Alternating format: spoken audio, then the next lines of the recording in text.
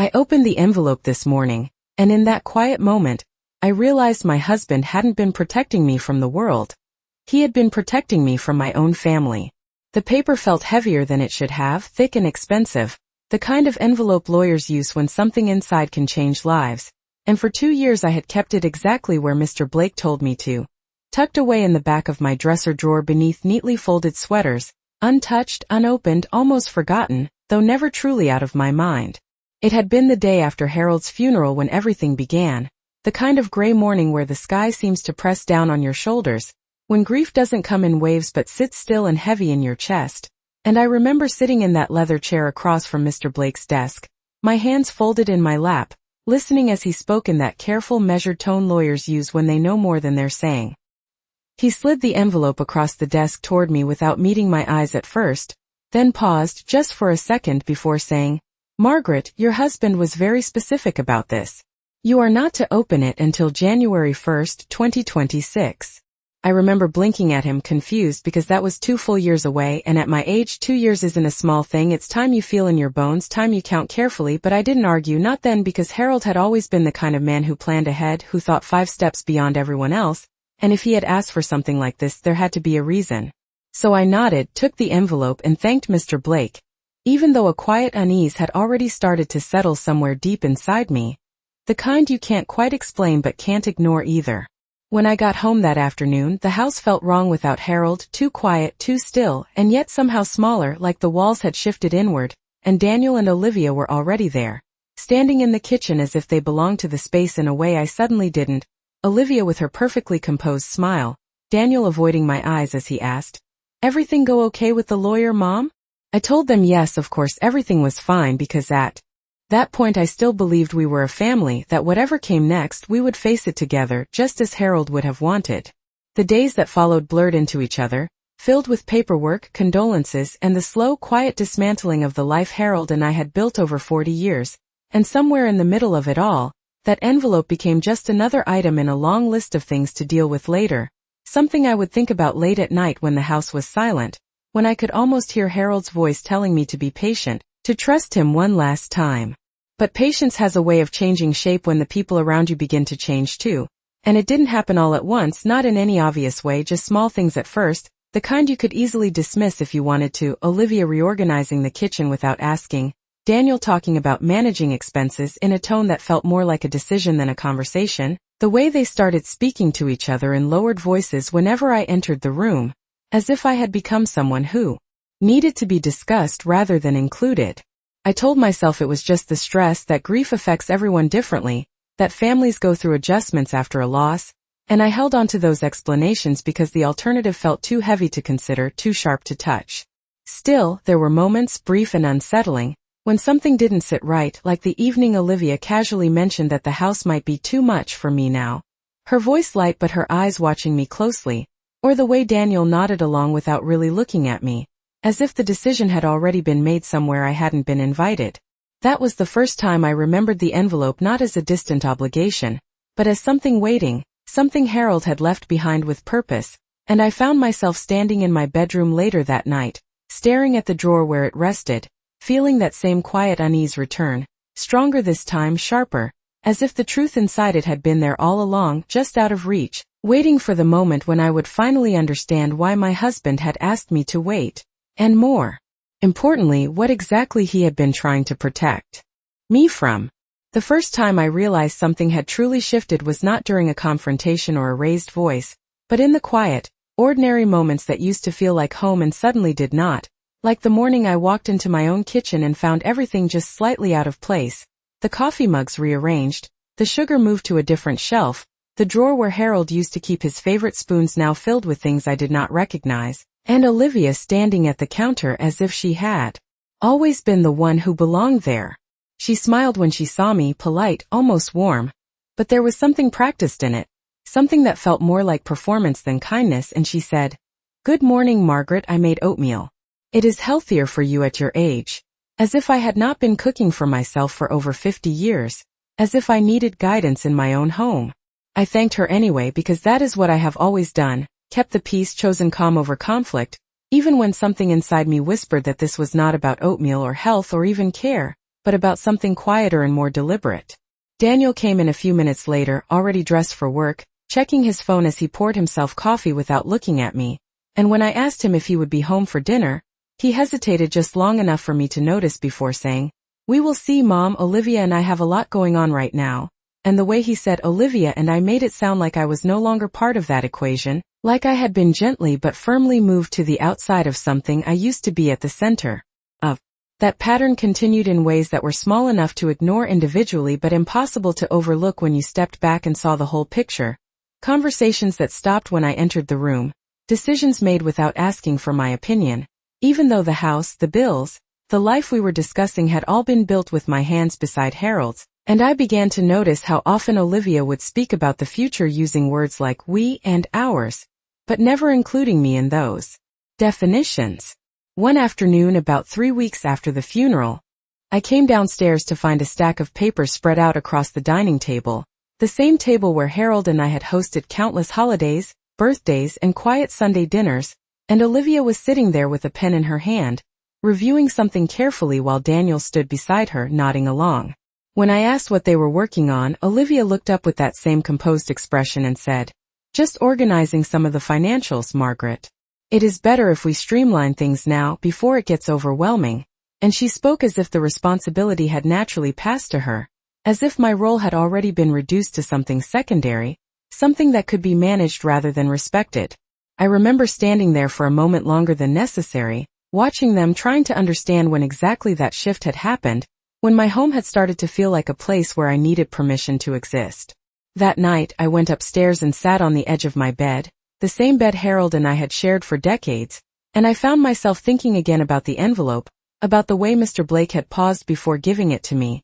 about the emphasis in his voice when he repeated the date, and for the first time the waiting did not feel like a simple request, it felt like a warning I had not yet learned how to interpret. Still, I did not open it, not then, because some part of me still believed that patience would keep everything from falling apart, that if I just gave it time things would settle, that Daniel would remember who I was to him, that Olivia would soften, that this strange, quiet distance would pass. But time did not soften anything, it clarified it, sharpened it, and the more I watched, the more I began to understand that what was happening was not accidental, not the result of grief or confusion, but something intentional, something that had been unfolding slowly, carefully, perhaps even before Harold passed, and I could not shake the feeling that whatever was inside that envelope was connected to all of it, that Harold had seen something I had missed, something he had tried to prepare me for in the only way he could, by asking me to wait, by trusting that when the time came I would be ready to see the truth for what it was.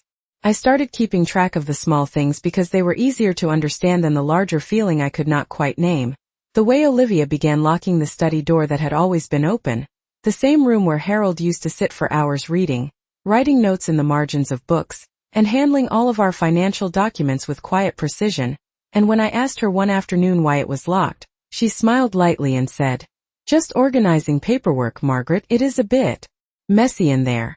Even though I knew Harold had never allowed that room to become anything but orderly, every file labeled, every document placed exactly where it belonged. I did not argue, but I noticed, and once you begin noticing it becomes difficult to stop, because each detail starts connecting to the next like pieces of a picture you were never meant to see all at once. Daniel had always been warm, even as an adult, the kind of son who would call just to check in, who would sit at the kitchen table long after dinner talking about nothing in particular, but now our conversations had become brief and practical, focused on schedules, expenses, and things that felt more like transactions than family, and there were moments when he would look at me as if he wanted to say something more, something honest, but Olivia's presence seemed to pull him back, like an invisible boundary he was not willing to cross. One evening I found myself standing in the hallway outside the study, the door slightly ajar this time, and I could hear their voices inside, low but tense, Olivia speaking first, her tone controlled but firm, saying,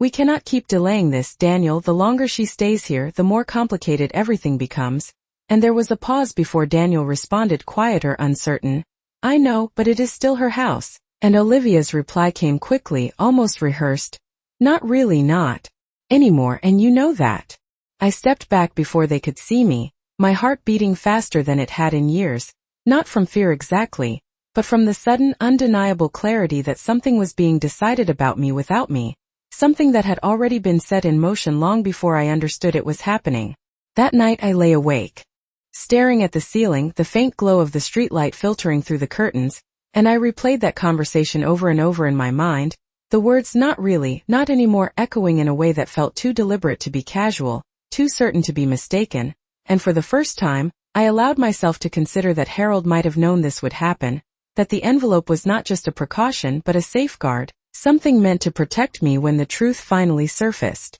The next morning I went downstairs earlier than usual, hoping to catch Daniel alone, to speak to him without Olivia there, to remind him of who we used to be to each other. But when I entered the kitchen, Olivia was already there, as if she had anticipated that possibility, standing by the window with her coffee, watching me with that same calm expression that never quite reached her eyes, and she said, "You are up early," in a tone that felt less like conversation and more like observation. I nodded, poured myself a cup of coffee, and for a moment we stood there in silence, the kind that feels heavier than words, and then she added almost casually, "Daniel and I have been talking about making some changes around here, things that will be better for everyone in the long run," and the way she said everyone made it clear that the decision had already been made, that whatever came next would not be something I had any control over. I did not respond right away, not because I did not have questions, but because I was beginning to understand that asking them would not give me the answers I needed, and instead my thoughts drifted back to the envelope once more,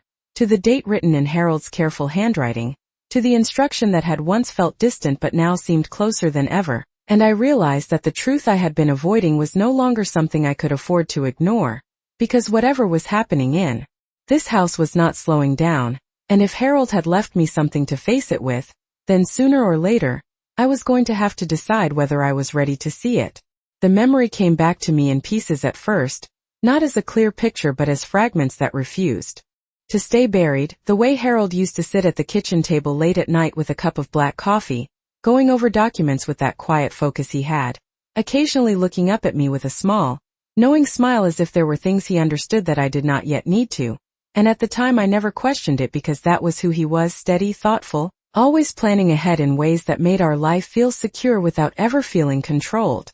He used to say, "Margaret, life is not about reacting to what happens, it is about being ready before it does." And I would laugh it off, teasing him about thinking too far into the future, but now sitting alone in that same kitchen, I began to understand that he had not been speaking in generalities, he had been preparing for something specific, something he must have seen coming long before I did. There was one evening in particular that stood out more clearly than the rest, about 6 months before he passed, when he had called me into the study, that room that now felt off limits in my own house, and he had closed the door behind us in a way that immediately made me pay attention, not out of fear, but because Harold was not a man who created unnecessary drama.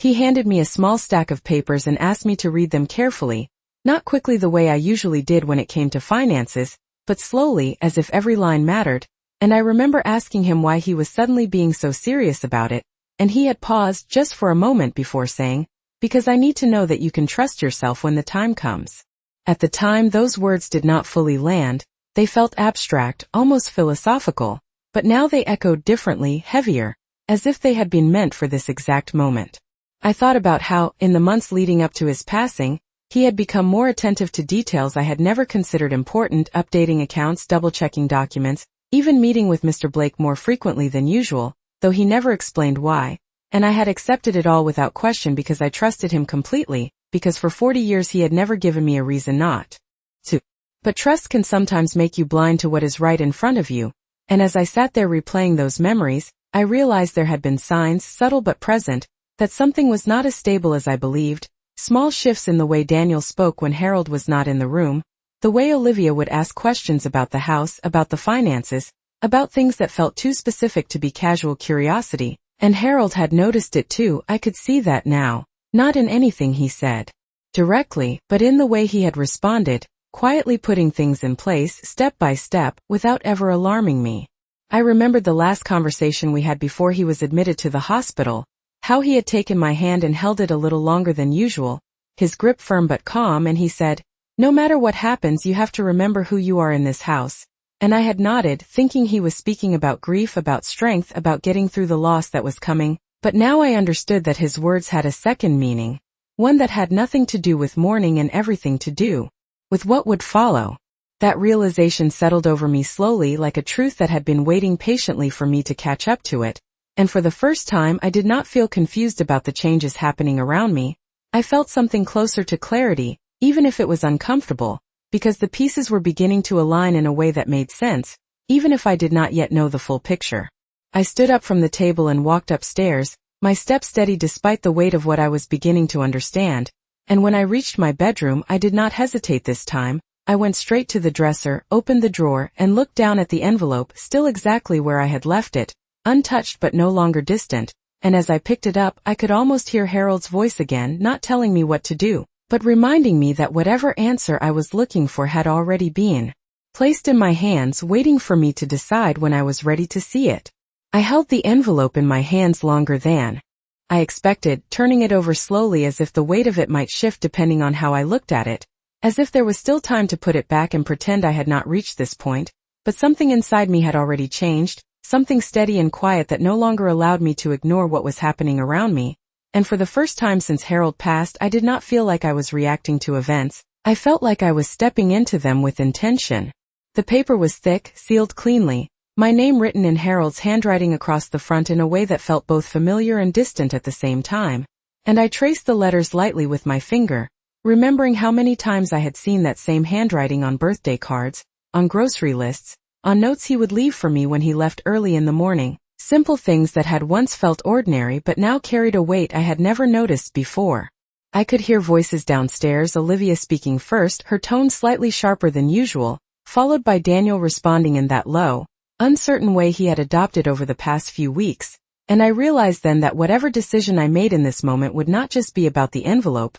it would be about how I chose to see everything that had led up to it. For a brief second I considered waiting, following Harold's instructions exactly as he had written them, keeping the envelope sealed until the date he had chosen, but the thought no longer felt like patience, it felt like surrender, like choosing to remain in the dark while everything around me continued to shift without my understanding, and I knew that was not what Harold had meant when he told me to trust myself. So I sat down at the edge of the bed, steadying my hands not because they were shaking, but because I wanted to be deliberate, careful, the way he always had been, and I slid my finger under the seal, breaking it slowly, almost respectfully, as if I were crossing a line that could not be undone. The sound was quiet, barely noticeable, but in that moment it felt louder than anything else in the house, a small decisive action that marked the end of something and the beginning of something else I could not yet fully see. Inside there was not a single document as I had expected, but several pages neatly folded, along with a smaller envelope tucked within, and for a moment I simply looked at them, not rushing, allowing the reality of what I was doing to settle into place, because once I started reading, there would be no returning to the version of things I had been holding on to. I unfolded the first page and immediately recognized Mr. Blake's formal language, structured, precise, outlining terms and conditions in a way that left little room for interpretation, but beneath that, I could feel Harold's presence in every line, in the way the details were arranged, in the careful specificity that spoke to his way of thinking, and as I read further, the meaning began to take shape in a way that made my chest tighten, not from fear, but from the clarity of it. The house, the accounts, the assets we had built together were not transferred in the way I had assumed, not in the simple, direct manner that Daniel and Olivia seemed to believe, but placed under conditions, structured in a way that required certain standards to be met, certain behaviors to be upheld, and the language was unmistakable in its intent, designed to protect not just the property but me. I felt a stillness settle over me as I continued reading, each sentence confirming what I had only begun to suspect, that Harold had anticipated this shift, that he had seen something in Daniel and Olivia's behavior that I had chosen not to fully acknowledge, and rather than confronting it directly, he had prepared for it quietly, methodically, ensuring that when the time came, I would not be left without options. The smaller envelope contained a letter written in his hand, and for a moment I hesitated, not because I was afraid to read it, but because I understood that whatever was written there would not just explain his actions, it would reveal the truth he had been carrying alone, and I wanted to be ready for that, to receive it not as someone who was still confused, but as someone who was finally beginning to understand. Downstairs, a door closed a little harder than necessary, followed by footsteps moving through the hallway. But I did not look up, I did not rush, because for the first time in weeks, maybe longer, I felt something steady return to me, a sense that whatever came next would not catch me unprepared, because Harold had not left me in the dark. He had simply trusted me to know when it was time to turn on the light. I unfolded the letter slowly, not because I could not move faster, but because I understood that whatever Harold had written there would change the way I saw everything that had already happened, and I wanted to take in each word the way he intended, carefully, deliberately, without rushing past the meaning. His handwriting was steady, exactly as I remembered it, each line precise, as if even in this final message he had taken the time to make sure nothing could be misunderstood. And the first sentence stopped me more than anything else I had read so far, not because it was dramatic, but because it was so direct, so certain. It said, "If you are reading this before 2026, then something is not right, and you need to trust what you have already begun to see." I felt a quiet stillness settle over me as I continued, the noise from downstairs fading into the background, because in that moment nothing outside of those pages mattered as much as the truth he had left behind. He wrote about patterns, not events, about how people rarely change suddenly, but reveal themselves slowly through small decisions, repeated behaviors, and subtle shifts that are easy to ignore if you are not looking for them. And as I read, I could see exactly what he meant, every moment over the past weeks aligning with his words in a way that felt almost unsettling in its clarity.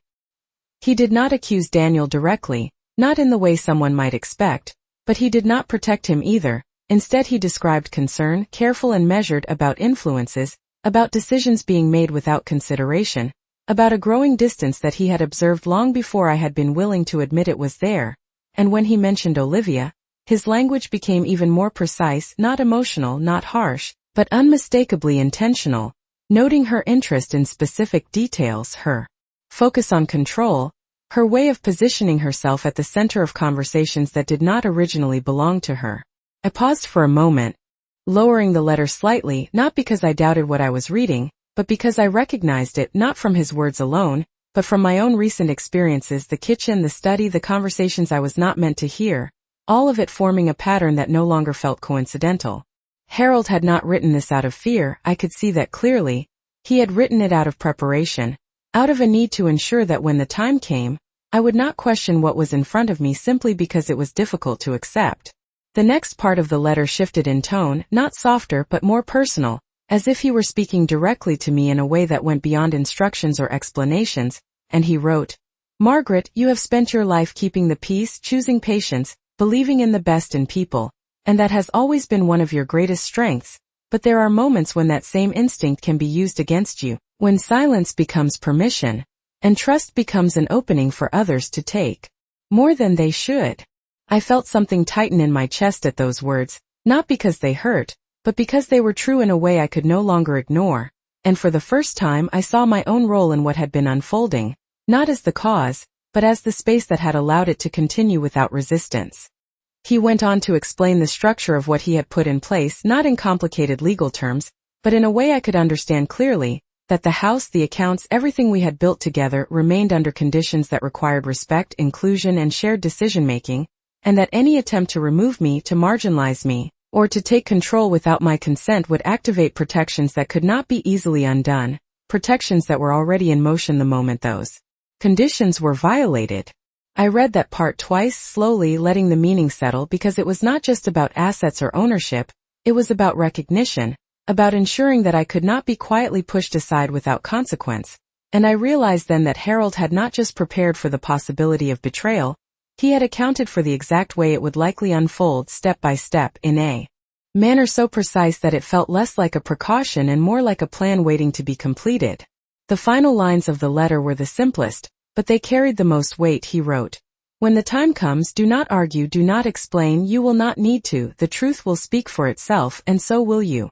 I folded the letter carefully, placing it back on the bed beside me, and for a moment I just sat there, not overwhelmed, not emotional in the way I might have expected, but clear, in a way I had not felt since before he passed. And as I listened to the quiet sounds of movement downstairs, I understood that whatever came next was no longer something I had to endure. It was something I was now fully prepared to face. For a few seconds I remained seated on the edge of the bed, the letter resting beside me, the silence in the room no longer empty but filled with a kind of clarity that felt both steady and unfamiliar. And then I stood up, not quickly, not dramatically, just with the quiet certainty of someone who had finally stopped waiting for things to make sense on their own. I gathered the documents carefully, placing them back into the envelope in the same order I had found them, smoothing the edges as if the act itself mattered, because in a way it did. It marked the moment when I stopped being someone who was reacting and became someone who was choosing what came next. As I walked downstairs, I could hear Daniel and Olivia in the living room,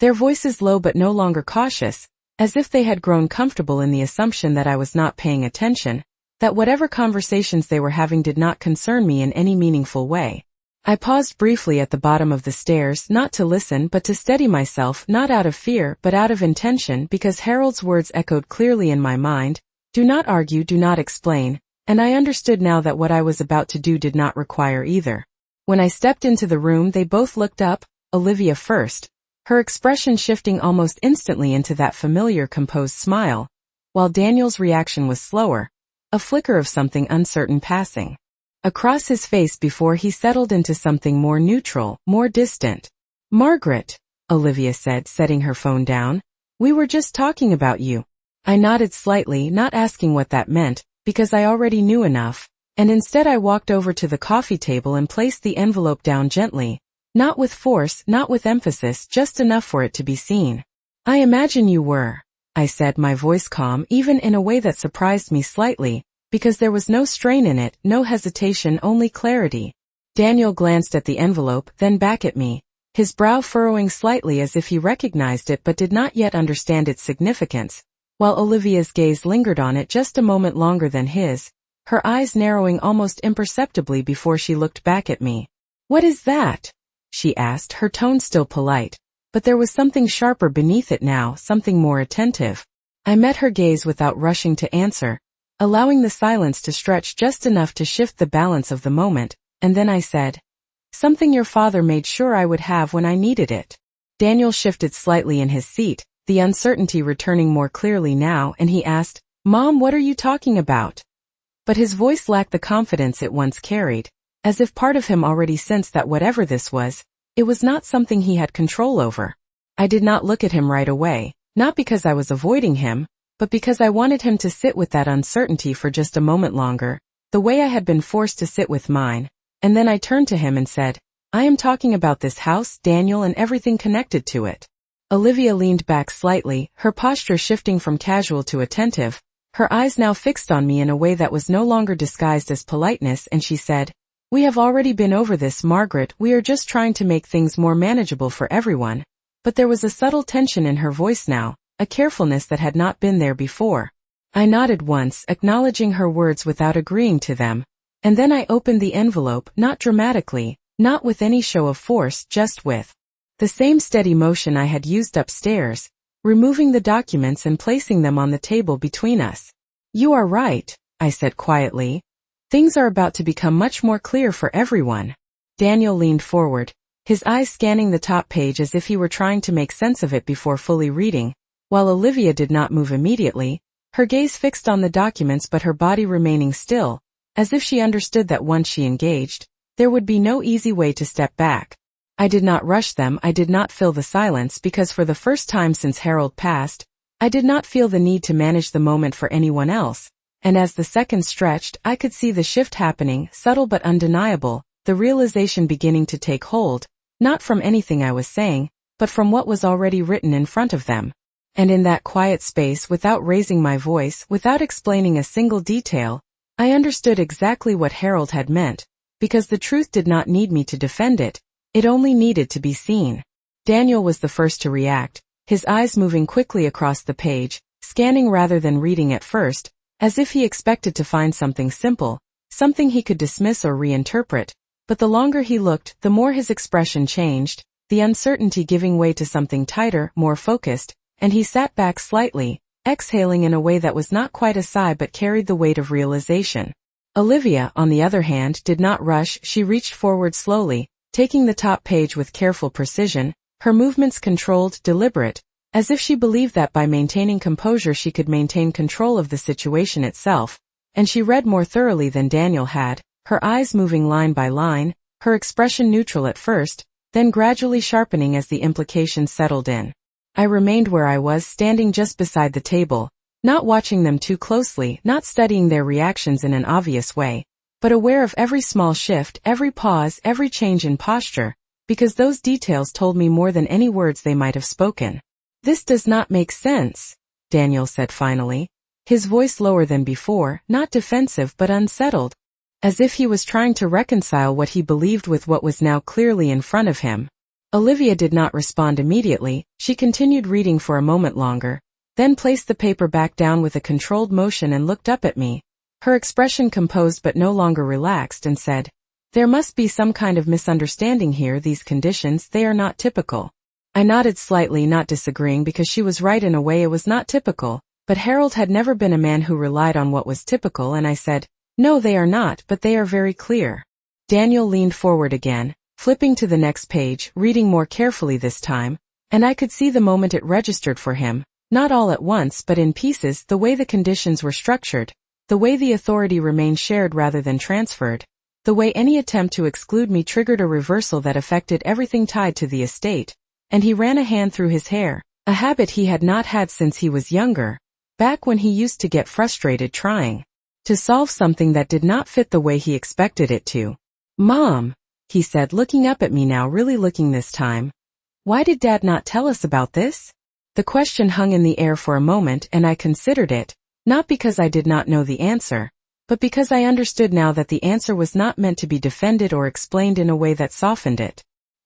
"He told me enough," I replied calmly, "and he trusted that I would understand when the time came." Olivia's posture shifted slightly, her composure still intact but her focus sharper now, and she said, "Margaret, even if this is all accurate, it does not change the fact that managing this house and everything that comes with it is not practical for you on your own." There it was again, that same framing, that same careful positioning of concern as justification, but this time it no longer held the same weight, because now I could see it clearly for what it was, not guidance, not support, but strategy. I met her gaze without raising my voice, without altering my tone, and said, "You are right, it is not something I need to manage on my own," letting the words settle for a moment before continuing, "which is exactly why it was never meant to be taken away from me." Daniel looked between us, the tension in his expression more visible now, as if he was beginning to understand that this was not a conversation he could smooth over, not something that could be resolved with a simple agreement or compromise, and he said, "So what does this mean exactly?" I gestured lightly toward the documents, not needing to elaborate because everything was already written there, and I said, "It means that nothing changes without me, not this house, not the accounts, not any decisions that affect what your father and I built together." Olivia's eyes narrowed slightly, not in anger but in calculation, as if she was already adjusting, reassessing, looking for another angle, another way to approach the situation, but this time the space she had been operating in no longer existed in the same way, because the terms were no longer unspoken, no longer flexible, they were defined, precise, and already in effect. The room fell quiet after that, not tense in the way arguments often are, but still, the kind of silence that comes when something fundamental has shifted and everyone present is aware of it, even if they do not yet know what comes next. And as I stood there, looking at the two of them, I did not feel the need to push further, to demand acknowledgement or agreement, because the truth had already done what it needed to do. It had changed the ground beneath us, and from that point forward, nothing they assumed about me, about this house, or about their place within it would remain the same. The silence did not break all at once, it shifted slowly, like something settling into place after being disturbed, and I could see it in the way Daniel sat back, no longer leaning forward as if trying to solve a problem, but retreating into a space where he had to reconsider everything he thought he understood, while Olivia remained composed, but her stillness now carried a different weight, not control but calculation, as if she was already moving through possibilities, testing outcomes in her mind without speaking them aloud. I did not rush to fill that silence because for the first time it was not something I felt responsible for managing, and instead I reached forward calmly, gathering the documents back into the envelope with the same care I had used before, not to take them away, but to signal that what needed to be seen had already been seen. "This does not have to be complicated," I said finally, my voice steady, not raised, not sharpened, just clear. "But it does have to be understood." Daniel looked at me again, and there was something different in his expression now, something closer to recognition than resistance, as if he was beginning to see me not as someone to be managed, but as someone he had underestimated, and he said more quietly this time, "We were just trying to figure things out, Mom." I held his gaze for a moment, not unkindly, but without stepping back from the truth of it, and I replied, "No, Daniel, you were deciding things without me. letting the distinction settle between us without pushing it further, because I did not need him to agree in that moment, I only needed him to hear it. Olivia shifted slightly in her seat, her posture still composed, but her tone more measured now, less certain than before, and she said, "Margaret, no one is trying to exclude you, we were just thinking ahead, making sure everything is handled properly." And I could hear the adjustment in her words, the shift from direction to justification, from control to explanation, and it confirmed what I already knew, that the balance had changed in a way she could not easily redirect. I nodded once, acknowledging her statement without accepting it as truth, and said, "Then we will handle it together, as it was always meant to be." The room remained quiet after that, but it was not the same silence as before. It was no longer built on assumption or uncertainty. It was grounded in something defined, something that could not be quietly reshaped without consequence. And as I stood there, I realized that the change I had been waiting for had already happened, not around me but within me. For weeks, I had been trying to understand what was happening by observing, by waiting, by hoping that things would reveal themselves without requiring me to step forward. But Harold had not prepared me to wait. He had prepared me to recognize. And now that I had, there was no reason to return to the version of myself that had allowed uncertainty to take the place of clarity. Daniel eventually stood, moving slowly as if still adjusting to the new reality, and he said, "I think we need to go over all of this properly, maybe talk to Mr. Blake again." And I nodded because that was a reasonable next step, not as a way to question what had been written, but to confirm what had already been established. Olivia did not stand right away, but when she did, her movements were more deliberate, more contained, and she said, "Yes, that would be best." Her tone even, but lacking the quiet confidence it once held. I watched them both for a moment, not with judgment, but with a kind of distance that felt new, not emotional distance but clarity, the understanding that who they were in this moment was something I could see without trying to explain away or soften. "We will do that," I said. "But for now nothing changes." And the simplicity of that statement seemed to settle more firmly than anything else I had said, because it was not a request, it was a fact. Daniel nodded slowly, and Olivia gave a small, controlled acknowledgement, and then the moment passed, not with resolution but with recognition, the kind that does not require agreement to be real. As I turned and walked back toward the stairs, I did not feel the need to look back, not out of indifference, but because I no longer needed to check whether they were following, whether they understood, whether they accepted it, because the foundation had already shifted, and whatever came next would not depend on their interpretation of the situation, but on the reality that had already been set in motion. When I reached my room, I placed the envelope back in the drawer, not as something hidden, but as something completed, something that had served its purpose exactly as Harold intended. And as I closed the drawer, I realized that I had not lost anything in this process, not my home, not my place, not even my family. What I had lost was the illusion that things would always remain as I believed them to be, and in its place, I had gained something far more solid, the ability to see clearly, to stand without hesitation, and to understand that sometimes the most important thing you can do is not fight for your place, but simply refuse to give it away.